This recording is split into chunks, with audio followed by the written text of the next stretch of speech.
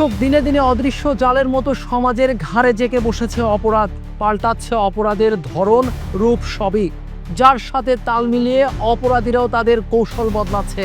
আর এর ফলে প্রকৃত অপরাধীরাও ধরাছোঁয়ার বাহিরেই থেকে যাচ্ছে বেশিরভাগ সময়। তাদেরই মুখোশ উন্মোচন করব আজকের পর্বে। পুরো অনুষ্ঠান জুড়ে আপনাদের সাথে আছি আমি, সাজ্জাদ হোসেন।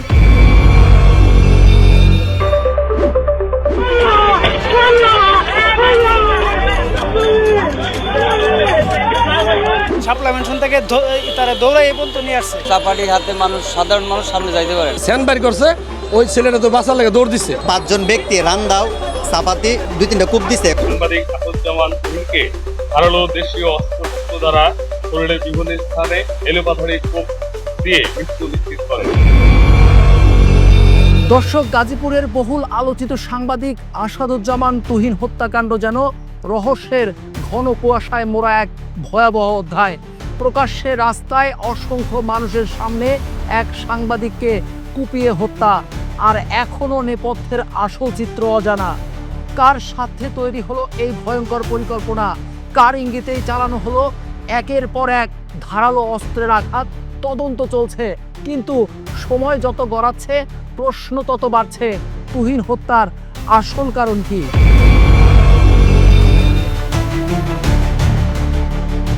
7ই আগস্ট বৃহস্পতিবার সন্ধ্যা 6:59। সিসিটিভি ফুটেজে দেখা যায় গাজীপুর মহানগরীর চান্দনা চৌরাস্তার শাপলা মেনশনের সামনে দুজন নারী পুরুষ তর্ক করছে। এক পর্যায়ে সেই পুরুষ রেগে গিয়ে পাশে থাকা নারীর গায়ে হাত তোলেন। মাত্র কয়েক সেকেন্ডের মধ্যেই কিছু লোকজন অস্ত্র হাতে ছুটে আসে সেখানে। ধাওয়া করলে সেই পুরুষটি দৌড়ে ঢুকে পড়েন পাশের একটি দোকানে।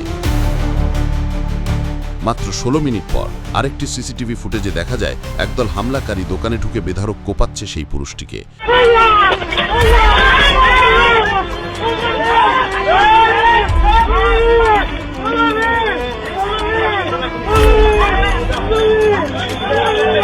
এর মাত্র 40 মিনিট পর সেই চান্দনা চৌরাস্তার মসজিদ মার্কেটের সামনে ঘটে যায় সবচেয়ে ভয়াবহ ঘটনা। প্রকাশ্য রাস্তায় অসংখ্য মানুষের সামনে সাংবাদিক আসাদুজ্জামান তুহিনকে নির্মমভাবে কুপিয়ে হত্যা করা হয়। সোশ্যাল মিডিয়ায় মুহূর্তেই ভাইরাল হয় তুহিনের রক্তাক্ত নিথর ছবি। পুলিশ বলছে এটা হানি ট্র্যাপ, আর প্রত্যক্ষদর্শী বলছে তুহিন নারী পুরুষের সেই ঘটনার সময় সেখানে ছিলই না। গোলাপী নামে একটি মহিলাকে দিয়ে হানি ট্র্যাপ করা হয়, বাদশা নামে এক ভদ্রলোককে। গোলাপি বা কি কোনো নামে এরকম মেয়ে আমরা চিনি না, আর তুহিনও চিনে না, এটার সাথে কোনো যোগসূত্র নেই। অন্যদিকে তুহিনের স্ত্রীর বক্তব্যে ষড়যন্ত্রের কথা খুবই স্পষ্ট। এই দুইটা মাসুম বাচ্চা নিয়ে করে মারছে, ওরা পূর্ব পরিকল্পনা করে মারছে, ওকে প্রস্তুতি নিয়ে আসলো, ওরা পূর্ব প্রস্তুতি নিয়ে মারছে। আবার সামাজিক মাধ্যমে হত্যাকারীদের নিয়ে চলছে রাজনৈতিকরণের চেষ্টা। নেপথ্যের আসল চিত্র উন্মোচন করতে হলে জানতে হবে তুহিনের হত্যার পেছনে কি শুধু ব্যক্তিগত শত্রুতা ছিল, নাকি ছিল কোনো বড় চক্রের হিসাব।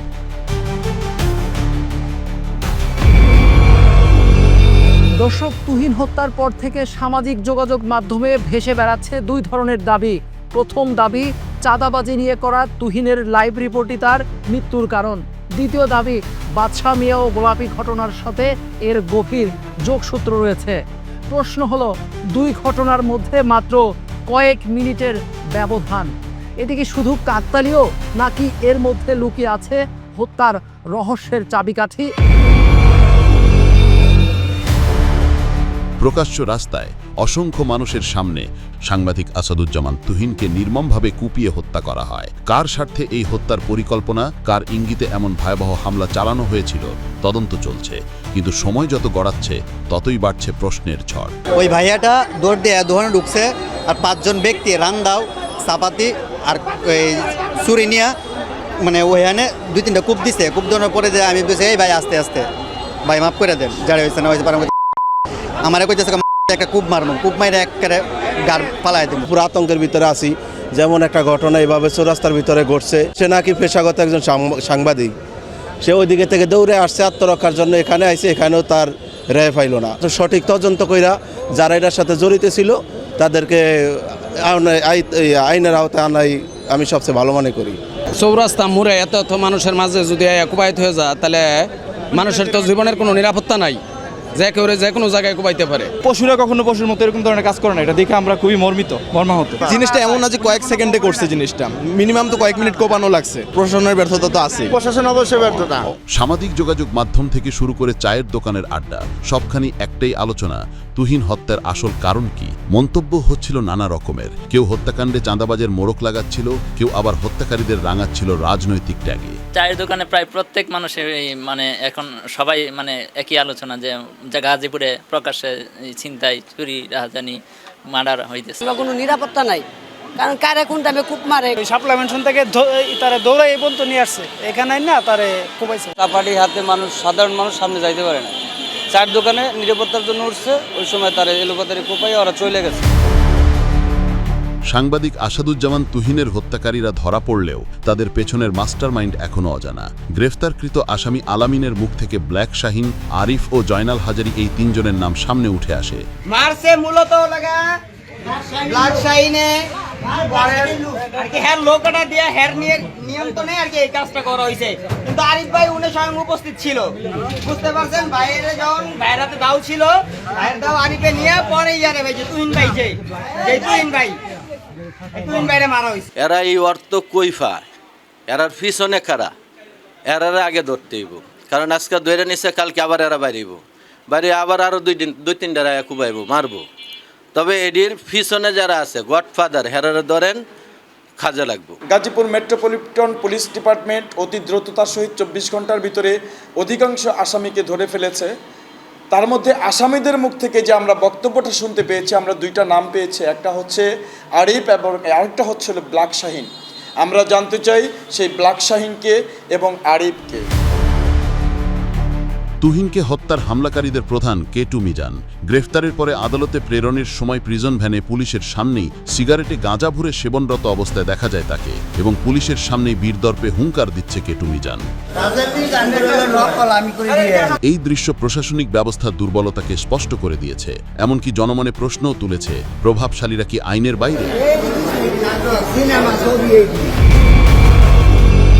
দর্শক, একজন প্রত্যক্ষদর্শীর বক্তব্য সিসি ফুটেজের সময় যদি না মেলে, তাহলে এর মানে হয় দুটো জিনিসের একটাই হতে পারে। এক, বক্তব্য ভুল বা অসম্পূর্ণ। দুই, এটি ইচ্ছাকৃতভাবে পরিবর্তন করা হয়েছে। আমাদের তদন্ত বলছে তুহিন হত্যার দিন রাতের ঘটনাগুলো একেবারেই সরল রেখায় ঘটেনি, বরং এর পেছনে ছিল পরিকল্পিত এক জটিল খেলা।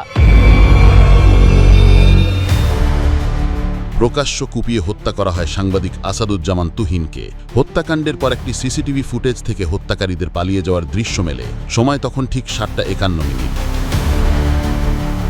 আমাদের অনুসন্ধানে জানা যায়, 7ই আগস্টে চান্দনা চৌরাস্তার শাপলা মেনশনের সামনে তর্ক বিতর্কের সেই নারীর নাম গোলাপী, আর অস্ত্রের ভয়ে পালানো সেই পুরুষের নাম বাদশা মিয়া। বাদশা গোলাপীর এই ঘটনার সাথে তুহিন হত্যার যোগসূত্র খুঁজে অনুসন্ধানী সদস্যরা। দুর্বৃত্তদের হাতে গুরুতর আহত বাদশা মিয়া জানান, সিসিটিভিতে দেখা সেই হাতাহাতির কারণ গোলাপী নামে সেই মেয়েটি তার পকেটে থাকা 30,000 টাকা নিয়ে নেয়, যার ফলে তিনি সেই মেয়েটির গায়ে হাত তোলেন। এরপরই সেই সশস্ত্র সন্ত্রাসী গ্রুপ তার উপর হামলা করে। 30,000 টাকা তুলেছেন? আমার পকেট থেকে জানি স্যার, ওরা মেয়ে টিম মানে দৌড়াইলে সন্ধ্যে ওদের কিছু পরে দৌড়াইলে এলে পরে আনারো করান ওই মেয়েরা ধাক্কা মারছি, ওর ধাক্কা মারলে স্যার আমাদের। প্রশাসনের দাবি, বাদশা ও গোলাপীর ঘটনা ছিল স্রেফ হানি ট্র্যাপ, আর তাদের তর্ক বিতর্কের ভিডিও ধারণ করতে গিয়েই হত্যাকাণ্ডের শিকার হয়েছেন সাংবাদিক আসাদুজ্জামান তুহিন। যখন বাদশা বুঝে যায় যে তাকে হানি ট্র্যাপ করা হচ্ছে, তখন বাদশা গোলাপীর সাথে দ্বন্দ্বে জড়ায় যায়। যখন গোলাপীকে 2টি ঘুষি দেওয়ার দিল, এর মধ্যে পিছন থেকে আগে থেকে উৎপেতে থাকা গোলাপীর যে সহচর আরো 6-7 জন চাপাতি হাতে এই বাদশাকে পিছন থেকে কূপ দিতে থাকে। এই ভিডিওটি ধারণ করছিল মরহুম সাংবাদিক আসাদুজ্জামান তুহিন। উক্ত ঘটনার ভিডিও চিত্র সাংবাদিক আসাদুজ্জামান তুহিন মোবাইল ফোনে ধারণ করার সময় জনক রুহুল আমিন এর চায়ের দোকানের সামনে ভিকটিম সাংবাদিক আসাদুজ্জামান তুহিনকে ধারালো দেশীয় অস্ত্রশস্ত্র দ্বারা শরীরের বিভিন্ন স্থানে এলোপাথারি কোপ দিয়ে মৃত্যু নিশ্চিত করে। গোলাপি বা কি কোনো নামে এরকম মেয়ে আমরা চিনি না, আর তুহিনও চিনে না। নিজেকে এই হত্যাকাণ্ডের প্রত্যক্ষদর্শী দাবি করছেন সাংবাদিক শামীম। তিনি জানান গোলাপি ও বাদশার ঘটনা সম্পর্কে কিছু জানত না সাংবাদিক তুহিন। ঘটনার সময় তুহিন তার সাথেই ছিলেন। সন্ধ্যা 7:20 আমারে ফোন করে, ফোন দেয় যে শামীম ভাই কই। সন্ধ্যা 7:20 হ্যাঁ, তখন আমি বললাম যে আমি অফিসে আছি। তুমি কোথায়? আমি অফিসে ঘুমাইছিলাম, কেবল উঠলাম। নামবেন নাকি? আমি না নামবো না, আমি মোবাইল চার্জ দিতেছি। এই কথা কওয়ার পর ও 20 সেকেন্ড কথা বলে কাইটা দেয়। কিছুক্ষণ পরে ও আমার অফিসে যায়, প্রায় 10-15 মিনিট পরে আমার অফিসে যায়। যাওয়ার পরে আমরা আরও 10-15 মিনিট বসে থাকি। বসে থাকার পরে 8টার আগে মুহূর্তে আমরা বের হয়ে আসি। হামলাকারীদের ধাওয়া খেয়ে তুহিন দৌড়ে ঠোকেন একটি চায়ের দোকানে। সেখানেই ঘটে নৃশংস হত্যাকাণ্ড। শামীম আরও জানান, হামলার ঘটনা দেখে সে দৌড়ে যান ট্রাফিকের পুলিশ বক্সে, কিন্তু সেখানে কোনো পুলিশ ছিল না, এমনকি ব্রিজের নিচে ছিল না থানা পুলিশের কোনো গাড়ি। পরে সে হামলার বিষয়টি বাসন থানার ওসিকে জানায়। তুহিন ওই রুহুলের চায়ের দোকানের ভিতরে তারে এলোপাতারিভাবে কুপাচ্ছে 4-5 জনে। মানিককে কইলাম, মানিক লোকজন লে তাড়াতাড়ি যা, তাই কুপাচ্ছে। আমি পুলিশের কাছে গেলাম, বক্সের মধ্যে যাই, বক্সে কেউ নাই। ওখান থেকে আমি আইয়া তুহিন আইতে আইয়া দেখি যে নাই, ওরা সবাই চলে গেছে, তুহিন পড়ে আছে। যখন আমি ওসিকে ফোন করছি। সাংবাদিক শামীমের দেয়া বিবরণ ও সিসিটিভি ফুটেজের তথ্যের কতটুকু মিল রয়েছে সেটা জানা দরকার। সময়রেখার বিশ্লেষণ হচ্ছে সন্ধে 6:58 বাদশা ও গোলাপির তর্ক বিতর্ক। কয়েক সেকেন্ডের মধ্যেই বাদশাকে কোপানোর ঘটনা। সন্ধে 7:11 বাদশাকে আবার কোপানোর ঘটনা। সন্ধে 7:50 মসজিদ মার্কেটের সামনে তুহিনের হত্যাকাণ্ড। সন্ধে 7:51 সিসিটিভিতে হত্যাকারীদের পালিয়ে যাওয়ার দৃশ্য ধরা পড়ে। সন্ধ্যা 7:20 আমারে ফোন করে। অথচ শামীম জানায় সন্ধে 7:20 তুহিন তাকে ফোন করেন। 20 মিনিট পর তুহিন আসেন তার অফিসে। রাত 8টার দিকে তারা চৌরাস্তার দিকে যান। পথে মসজিদ মার্কেটের সামনে হামলাকারীরা টার্গেট পরিবর্তন করে তুহিনকে আক্রমণ করে। কিন্তু সিসিটিভি সময় অনুযায়ী তুহিন হত্যার ঘটনা ঘটে 7:50, অর্থাৎ শামীমের দেওয়ার সময়ের আগেই। সাংবাদিক শামীমের দেয়া তথ্য ও সিসিটিভি ফুটেজের তথ্যের সাথে কোনো মিল নেই। তাহলে কি এটি গভীর ষড়যন্ত্র? একটা বলে ভিডিও করছিল, তারপরে এটার থেকে আর এই সমস্যাটা হয়েছে। একজন সাংবাদিক যখন দেখতেছে যে ভিডিও করলে এটা তো প্রকাশ পাইব, প্রমাণ হিসেবে থাকবো, এই হিসাবে তারা এটা পরিকল্পিত হত্যাকাণ্ড করছে। ঘটনা দিন রে বাবা, মানুষ আমি দেখছি 4-5 জন দূরিয়া যার দাওয়া তলি যায়, আর একজন মানুষে কইছে বাঁচাও রে বাঁচাও। ধরে আসলো, আসার মানে একটা চিল্লান মারলো, বাসা করে একটা চিল্লান দিয়ে দোকান ভিতরে ঢুকে গেল। দোকান ভিতরে আরো মানে সাথে সাথে আরো ঢুকে গেছে।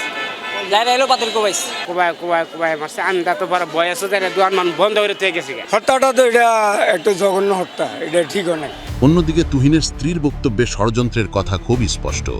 আগে থেকে প্রস্তুতি নিয়েছিল, আমার সাথে নিয়ে গেছে, ওখানে নিয়ে ওদের কাছে জমে গেছে, চালিম দেখা যাচ্ছে ছাড়ে দিছে, ওরা মারা ফেলছে। যে সাংবাদিকটা ছিল ওর সামনে থেকে ওরা মারছে। সময় তো অনেক লাগছে গো, ওই সাংবাদিক ইচ্ছে করলে পারতো না গো, আরো সাংবাদিকের ফোন করতে গো, ওই সাংবাদিক করলে সব তথ্য পাওয়া যাবে, ওই সাংবাদিক মানে জড়িত। কারা করছে এমন গভীর ষড়যন্ত্র? সাংবাদিক শামীম কি কোনো তথ্য গোপন করছেন? এটার সাথে অন্য কোনো কিছু জড়িত যদি থাকতো আমি তো তাহলে আমার সাথে অবশ্যই সবকিছু শেয়ার করে। তিনিও কি এই বিশাল ষড়যন্ত্রের অংশ? এই ঘটনার নেপথ্যে আসলে কি রয়েছে?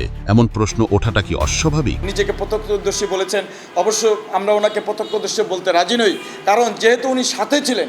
আসাদুজ্জামান তুহিন শামীমের বক্তব্য অনুযায়ী ওদের কাছ থেকে দূরে সরে যায়, দৌড়াইয়া চলে যায়। কিন্তু মানুষের কাছ থেকে আমরা শুনেছি আসাদুজ্জামান তুহিনকে চৌরাস্তার দিক থেকে পূর্ব পশ্চিম দিক থেকে যেখানে ঘটনাস্থল সেখানে দৌড়ায় নিয়ে আসা হয়, এবং ওই দোকানদারের বক্তব্য হচ্ছে 10 সেকেন্ডের ভিতরে দোকানের ভিতরে নির্মমভাবে কুপিয়ে তাকে হত্যা করা হয়েছে। এবং শামীম যে বিষয়টা বলতেছে, দুইটা ঘটনার সাথে একটা ঘটনার কোনো মিল নেই। মার্ডার নিয়ে যেই একটা ধূম্রজাল সৃষ্টি হয়েছে, আমাদের তুহিন কিন্তু আমাদের ভাই, আমাদের বুকে রক্ত ঘন হচ্ছে, সে তাকে নৃশংসভাবে সন্ত্রাসে হত্যা করেছে। আমরা চাই যারা গ্রেপ্তার হয়েছে এর ভিতরে তাদের আসামিরও বক্তব্য আছে, কে কে করছে। তারপরও এখানে যে ভিডিও ফুটেজটা আছে সেটা সংগ্রহ করে যারা খুন করছে আরও যেন সেটা উদ্ঘাটন হয়ে আসে, প্রকৃত অপরাধী যারা তাদের জন্য শাস্তি হয়। তাছাড়া ঘটনার দিন তুহিন হত্যার বিষয়ে গণমাধ্যমে যারা কথা বলেছিল, শত চেষ্টা করেও তাদের দেখা পায়নি অনুসন্ধানী সদস্যরা।